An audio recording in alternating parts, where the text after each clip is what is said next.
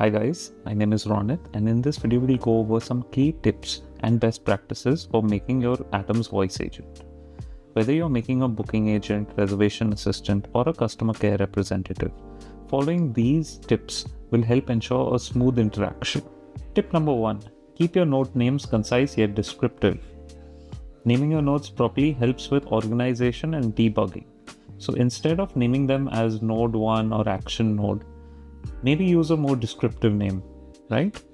So in this example, it might not make sense with how it's helping with organization, but let's say I show you a workflow, and now you can already start seeing why naming the nodes properly might help you. Tip number 2, write clear and specific actions. Your AI performs best when it knows exactly what to do, so be explicit in what you want your agent to accomplish. So here you can see I have 2 examples. This one is a vague example where the action says, ask the user what they want. If they mention an order, ask for details. If they ask about a product, give information and be polite.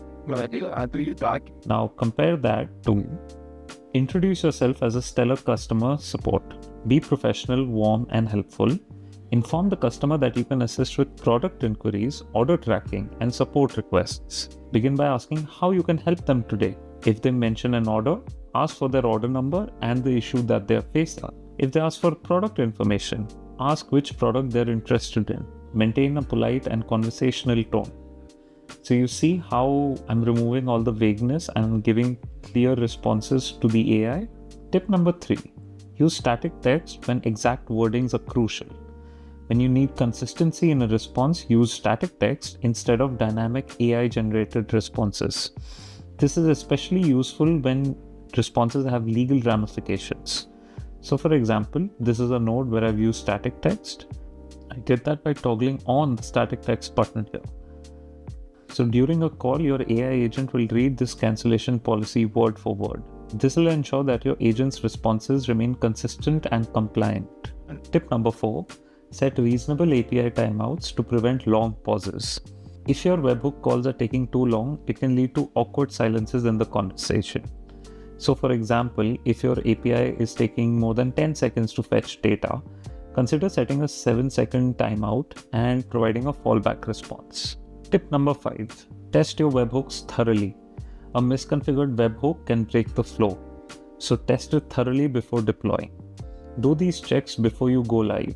Are all the responses formatted correctly? Are all the required variables being passed? And what if an API fails? Do you have an error handling response? This prevents unexpected failures during a live interaction. Tip number 6, provide clear variable extraction details in the webhook node. When extracting data from API responses, clearly format what information needs to be captured. Additionally, give your agent a format in which to present the information. This will help in avoiding misinterpretations. You can check out our detailed video on webhook nodes down in the description. By following these best practices, you can create a smoother, more effective AI voice agent. So I hope you found this video helpful, and don't forget to check out the Atoms documentation in the description below. I'll see